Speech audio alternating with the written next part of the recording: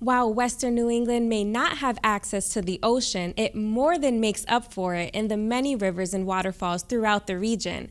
Sometimes you just have to know where to find them. Connecting Point's Brian Sullivan went off the beaten path to visit some cascades in the quiet and rural Berkshires town of New Marlborough and discovered that this very wet and rainy summer has only made them that much more glorious.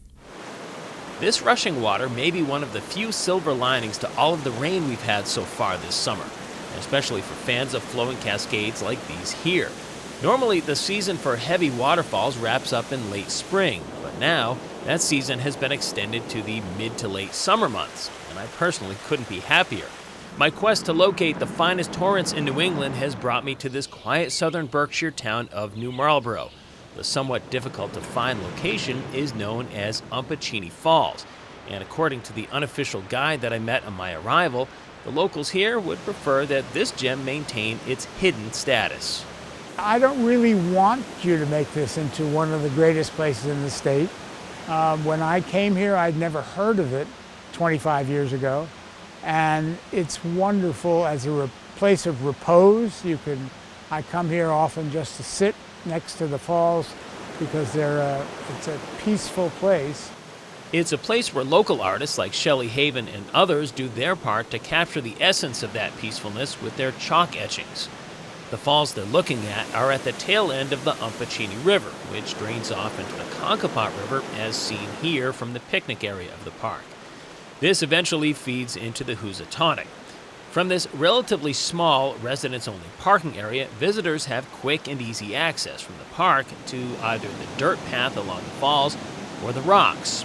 I chose the rocks, and as the rumble of the water quickly turned to a roar the closer I got, I was amazed at how easily accessible everything was here.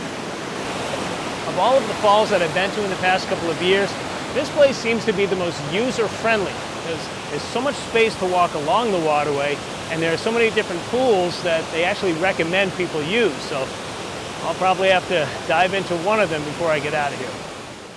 The walkway in the woods was less a constructed path and more the result of countless feet passing over it for decades. And that's just fine because it offers a nice vantage point of the rapids, while occasionally getting a glimpse of some local inhabitants going about their business. Eventually, this polar bear found his way under this 10-foot drop of sheets of water coming down at near fire hose intensity. And it turns out I wasn't the only one experiencing these waters for the first time today. I have some friends up in Hillsdale, it's about half an hour away from here. And I just skipped out from work and took a little hooky, and I was like, we're gonna go for a swim. And they're like, you gotta go there. If the water's right, it'll be good to go into the waterfalls, but little did I know to expect that. Ideally, this 5-acre park is for town residents and their guests only. But if given permission with the promise of leaving the park the way we found it, out-of-town first-timers like myself are allowed in. Now, I can't recommend that anyone else walk barefoot through the water over these rocks, particularly with camera equipment. But since I didn't pack proper footwear, I did what I had to do to visually capture these glorious rapids while the water was running so unusually high. As mentioned earlier, this is the back end of the roughly 8.5-mile Umpachini River, a waterway named for the Housatonic Indian chief who once fished these waters in the 1700s. And while that kind of historical information may not appeal to the kids, for some adults, it's just what they want to hear. I was a history teacher for 46 years, and this place is also enticing for me because of the Indian legends that are associated with the falls. So for me, it's a win-win situation. I got history, I got a peaceful spot, and I'm time with my grandkids. What I found surprising was that, according to the New England Waterfalls website, Umpachini Falls only received a 3 out of 5 stars rating. Now, I'm not sure what the criteria are, but I can think of at least 2 first-time visitors who would add a couple more stars to that rating.